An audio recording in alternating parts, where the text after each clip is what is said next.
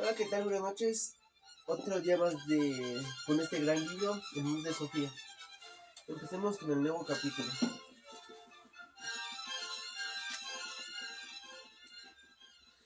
Sofía notó cómo le latía el corazón. Al mismo tiempo, oyó ladrar un perro a lo lejos. Seguro que era Hermes. Tendría que marcharse corriendo. Entonces se dio cuenta de que había un billetero verde sobre la cómoda. Sofía lo cogió y lo abrió con cuidado. Contenía un billete de 100, otro de 50 y, un carnet escolar. En el carnet había una foto de una muchacha de pelo rubio y debajo de la foto ponía Hilde Moyer Khan e, Instituto Público de Design. Sofía notó su cara de su- Sofía notó cómo su cara se enfriaba. Entonces oyó de nuevo los ladridos del perro. Tenía que salir de allí. Al pasar, vio la mesa un sobre blanco entre todos los libros y papeles. En el sobre ponía Sofía. Sin pensarlo dos veces lo cogió y lo metió a toda prisa en el sobre amarillo, con todas las hojas sobre Platón. Luego salió corriendo de la cabaña, cerrando tras de ahí la puerta. En el exterior oyó ladrar el perro aún más fuerte, pero lo peor de todo era que la barca había desaparecido. Tardó un par de instantes en descubrir que estaba flotando en medio de la laguna. Junto a ella flotaba uno de los remos. Se había olvidado de subir la barca de la orilla. Oyó de nuevo ladrar al perro y también oyó que algo se movía entre los árboles al otro lado de la laguna. Sofía dejó de pensar con el gran sobre la mano, se metió corriendo entre las matas detrás de la cabaña. Tuvo que cruzar un pequeño pantano. Varias veces pisó mal y metió la pierna hasta la rodilla en el fango. Pero solo podía pensar en correr.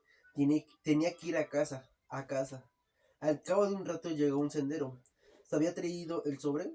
Sofía se paró y escurrió el vestido. El agua caía a chorros sobre el sendero.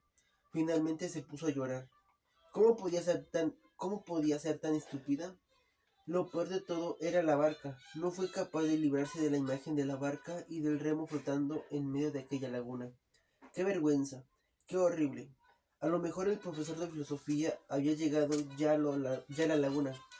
Necesitaría la barca para llegar a su casa. Sofía se sentía como un verdadero delincuente, pero eso no había sido su intención. El sobre.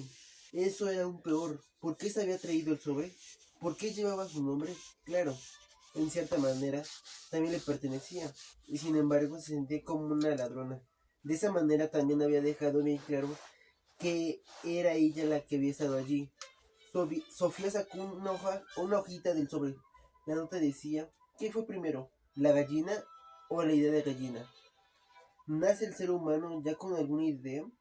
¿Cuál es la diferencia entre una planta, un animal y un ser humano? ¿Por qué llueve?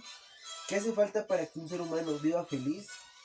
Sofía era incapaz de pensar en esas preguntas justamente ahora, pero supuso que tenían algo que ver con el próximo filósofo que iba a estudiar. ¿No era el que llamaba Aristóteles? Cuando vio el viejo Seto, tras haber corrido un largo tramo a través del bosque, fue como haber llegado nadando hasta donde el agua llega a la rodilla, después de un naufragio. Resultó curioso ver el Seto desde el otro lado. Cuando se metió dentro del callejón, miró finalmente el reloj. Eran las 10:30. Metió el sobre grande en la caja de galletas junto con los demás papeles y escondió la nota con las preguntas nuevas dentro del alotardo. Su madre estaba hablando por teléfono. Cuando Sofía entró, colgó inmediatamente. Sofía se quedó en la puerta. ¿Dónde has estado, Sofía? Me di un paseo por el bosque, balbuceó. Sí, eso puedo verlo. Sofía no contestó. Se dio cuenta de que su vestido estaba goteando. Tuve que llamar a Yorun. ¿A Yorun? La madre sacó ropa seca. Sofía pudo a duras apenas esconder la nota con las preguntas del profesor de filosofía. Se sentaron en la cocina. La madre hizo chocolate caliente. ¿Has estado con él? Preguntó. ¿Con él? Sofía solo pensaba en el profesor de filosofía. Con él, sí. Con ese conejo tuyo. Sofía negó con la cabeza. ¿Qué hacéis cuando estás junto con Sofía? ¿Por qué estás mojada? Sofía estaba muy seria, mirando fijamente a la mesa, pero en algún lugar secreto dentro de ella había algo que se reía. Pobre mamá, ahora tenía esa clase de preocupaciones. Volvió a negar con la cabeza. Luego llegaron un montón de preguntas seguidas. Ahora quiero toda la verdad. Has estado fuera esta noche. ¿Por qué te acostaste con el vestido puesto? Volviste a salir a escondidas en cuando me acosté. Solo tienes 14 años, Sofía. El chico con quien andas. Sofía empezó a llorar y confesó. Seguía teniendo miedo y cuando uno tiene miedo se suele contar la verdad. Dijo que se había despertado temprano y que había ido a pasear por el bosque. Con todo, con todo lo de la cabaña y también lo de la barca. Y habló del extraño espejo. Pero consiguió callarse todo lo que tenía que ver con el secreto curso por correspondencia. Tampoco mencionó el billetero verde. No sabía exactamente por qué, pero no tenía que decir nada sobre Hilde. La madre la abrazó y Sofía se dio cuenta de que la había creído. No tengo ningún novio, dijo lloriqueando. Es algo que inventé porque tú te preocupas mucho por lo del conejo blanco. Luego te fuiste hasta la cabaña del mayor, dijo la madre pensativa. ¿La cabaña del mayor? Sofía abrió los ojos de par en par.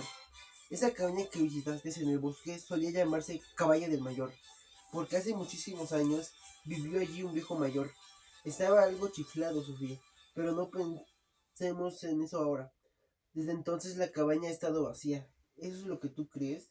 Ahora vive un filósofo en ella. Oye, no empieces otra vez con tus cuentos. Sofía se quedó sentada en su cuarto, pensando en lo que había pasado.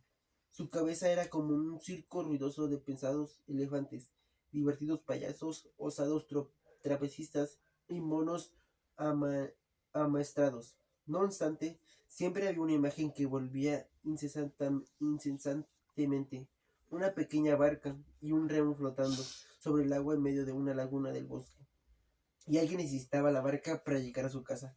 Estaba segura de que el profesor de filosofía no le haría ningún daño, y se averiguaba de que ella era la que había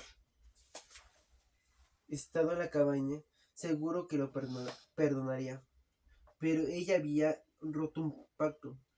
Ella había sido su manera de agradecer a ese desconocido que se hubiera responsabilizado de su educación filosófica. ¿Cómo podría reparar el mal que había hecho? Sofía sacó el papel de cartas de color rosa y escribió: Querido filósofo, fui yo quien estuvo en la cabaña el domingo por la mañana.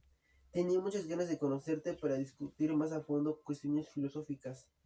Por ahora, soy una entusiasta de Platón, pero no estoy tan segura de que las ideas o las imágenes modelo existen en otra realidad. Naturalmente, existen en nuestra alma, pero por ahora opino que esa es otra cosa. También lamento admitir que no estoy totalmente convencida de que nuestra alma sea de verdad inmortal. Yo por lo menos no tengo ningún recuerdo de mis vidas anteriores.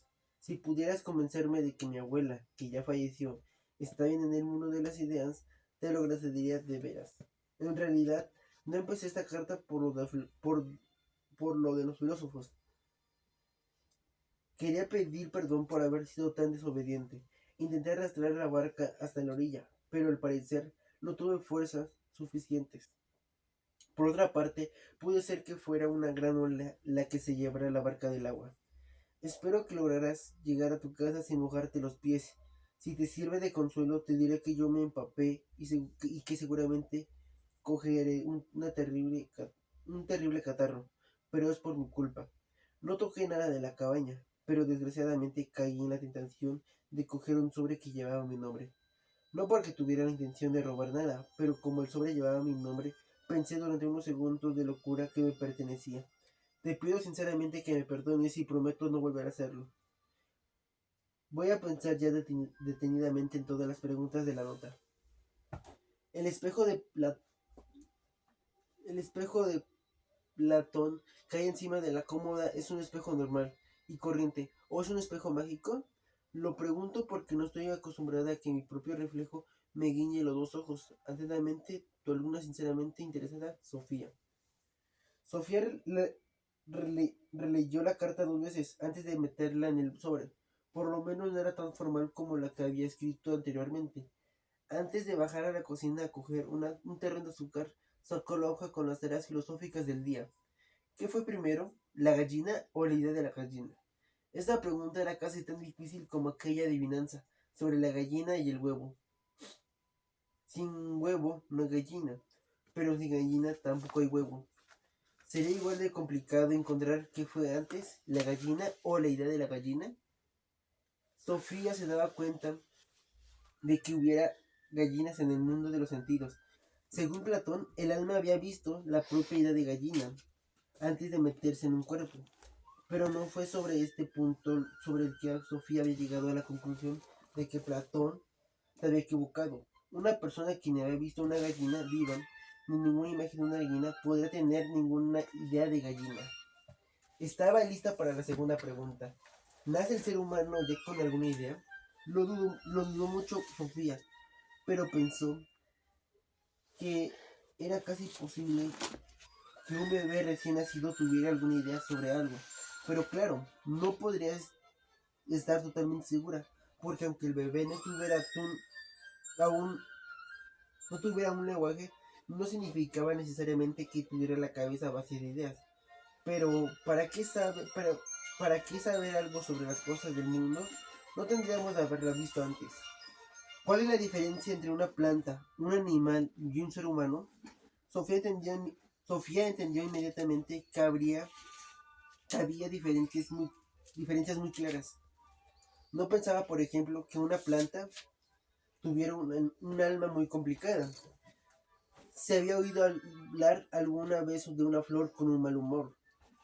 Una planta crece, se alimenta y produce unas semillas pequeñas que posibilitan su progresión. Y eso es más o menos lo que se podría decir sobre las plantas. Sofía pensó que todo lo que había dicho de las plantas, a lo mejor también podría decirse de los animales y de los seres humanos. Pero los animales tenían además otras cualidades. Se movían, por ejemplo, cuando se habían visto a una rosa correr los 60 metros. Resultaba un poco más difícil señalar la diferencia entre un ser humano y un animal. Los seres humanos ¿piensan los animales también? Sofía estaba convencida de que el gato, Shere era capaz de pensar, por lo menos se comportaba muy astutamente. Pero ¿será capaz de pensar cuestiones filosóficas? ¿Era capaz el gato de pensar en la diferencia entre una planta, un animal y un ser humano? Más bien no. Un gato puede ponerse contento o triste, pero nunca se preguntará si Dios existe o si tiene algún alma inmortal. Pero claro, pasaba como con la pregunta sobre el bebé con las ideas innatas. Resultaba igual de difícil hablar con un gato sobre ese tipo de asuntos que con un bebé. ¿Por qué llueve? Sofía se encogió los hombros. Suponía que llovía porque el mar se evaporaba y porque las nubes se condensaban. ¿No había aprendido ya eso en el tercero? También se podría decir que llueve para que las plantas y los animales crezcan. Pero ¿era esa la razón? ¿Un chaparrón? ¿Tenían en realidad algún objetivo? La última pregunta tenía que ver al menos con objetivos. ¿Qué hace falta para que un ser humano viva feliz? Sobre eso, el profesor de filosofía había escrito ya algo al principio del curso. Todos los seres humanos precisan comida, calor, amor y cuidados. Todo eso era al menos una especie de condición previa para poder alcanzar la felicidad.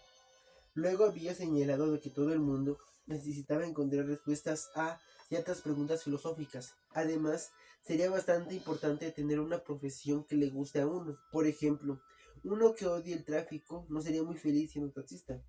Y si uno odia hacer deberes, no sería muy bueno ser maestro. Tiene razón. A Sofía le gustaban mucho los animales, así que de mayor, le gustaran, así que de mayor le gustaría ser veterinario. Pensaba que no hacía falta que le tocaran 20 millones en abono loto para ser feliz. Más bien al contrario, hay un refrán que dice, la ociosidad es la madre de todos los vicios. Sofía se quedó sentada en su cuarto hasta que su madre la llamó para comer. Había hecho solomillo y patatas asadas. ¡Delicioso! En la mesa había una vela encendida y para postre tenían frambuesas con nata. Hablaron de todo. Su madre le preguntó que cómo quería celebrar su 15º cumpleaños para él, para que solo faltaban algunas semanas. Sofía se encogió de hombros. No quería invitar a alguien. dar una fiesta, quiero decir. Quizás podremos invitar a Marte y a Anne Mariente y a Gel y a Yoru, naturalmente, y a Jorge, tal vez. Bueno, es mejor que tú lo decidas, ¿sabes? Me acuerdo muy bien de cuando yo cumplí 15 años y no me parece que haga tanto tiempo. Me sentía ya muy adulta. Sofía, curioso, ¿verdad? Me parece como si no hubiera cambiado desde entonces. Y es así, no has cambiado nada, nada. Cambio solamente que te has desarrollado hasta volverte mayor. Hablas como un adulto, me parece que todo ha pasado muy deprisa. Aristóteles. Mientras su madre dormía en la siesta, Sofía se fue al callejón. Había metido un terrón de azúcar en el sobre rosa y había escrito para Alberto. Fuera. No había llegado ninguna carta nueva, pero un par de minutos más tarde Sofía oyó que el perro se acercaba. Hermes, llamó Sofía, y al instante el perro se metió de un salto en el callejón. Llevando un gran sobre amarillo en la boca. Buen perro. Sofía puso un brazo alrededor de Hermes, que respiraba jadeante. Ella sacó el sobre rosa del terreno de azúcar y se lo metió en la boca. Hermes salió del callejón y se dirigió de nuevo al bosque. Sofía estaba un poco nerviosa cuando abrió el sobre.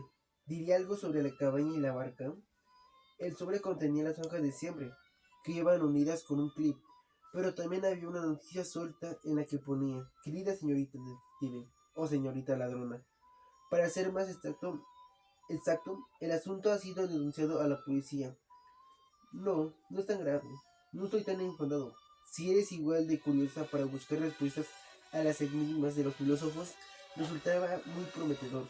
Lo malo es que ahora tendré que cambiarme de casa. Bueno, la culpa es mía. Debería haber comprendido que tú eres la clase de persona que quiere llegar al fondo de las cosas. Saludos, Alberto. Sofía dio un suspiro de alivio. Entonces no estaba enfadado. ¿Pero por qué tenía que cambiarse de casa? Se llevó corriendo las grandes hojas a su cuarto. Era mejor estar en casa cuando su madre se despertara. Se acomodó en la cama y empezó a leer sobre Aristóteles, filósofo y científico. Querida Sofía, seguramente estarás asombrada por la teoría de las ideas de Platón. No eres la primera. No sé si te lo has creído todo, o si también has hecho algunas objeciones críticas. En ese caso, puedes estar segura de que las mismas objeciones fueron hechas por Aristóteles, que fue alumno de la Academia de Platón durante 20 años.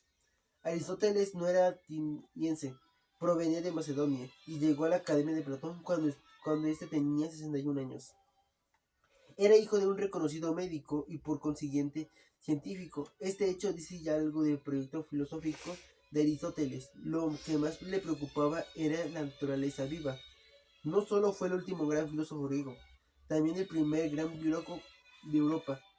Podríamos decir que Platón estuvo tan ocupado con los moles o ideas eternas que no habían reparado en los cambios de la naturaleza.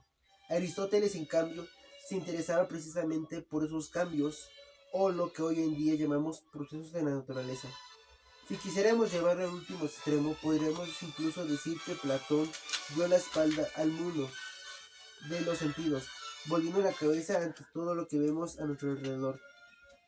Aristóteles hizo lo contrario, se puso de rodillas en la tierra para estudiar peces y ranas, amapolas y anemonas. Podríamos decir que Platón solo usaba su inteligencia, Aristóteles también usaba sus sentidos. También en la forma en la que escriben se encuentra una gran diferencia entre ellos. Platón era un poeta y un creador de mitos. Los escritos de Aristóteles son áridos y minuciosos, como una enciclopedia. No obstante, se nota mucho de lo que escribe en el que se basa en el estudio de la naturaleza. En la antigüedad se habla de hasta 170 títulos escritos por Aristóteles, de los que se han conservado 47. No se trata de libros acabados. Los escritos de Aristóteles son generalmente apuntes para lecciones. También, en la época de Aristóteles, la filosofía era ante todo una actividad oral. La gran importancia de Aristóteles en la cultura europea se debe también, en buena medida, al hecho de que fuera él quien creara el lenguaje profesional que las distintas ciencias emplean hasta hoy en día. Fue el gran sistematizador que fundó y ordenó las distintas ciencias. Aristóteles escribió... ¿Qué? ¿Qué le pareces? Aristóteles escribió sobre todas las ciencias, de modo que solo mencionaré algunos de los campos más importantes, ya que te he hablado tanto de Platón. Empezaré por contarte cómo rechazaba Aristóteles la teoría de las ideas de Platón. A continuación veremos cómo elabora su propia filosofía de la naturaleza, pues fue Aristóteles quien resumió todo lo que habían dicho los filósofos de la naturaleza anteriores a él. Veremos cómo pone orden en nuestros conceptos y funda la lógica como una ciencia. Finalmente hablaré un poco de la visión que tenía Aristóteles de los seres humanos y de la sociedad. Si aceptas estas condiciones podemos poner manos a la obra.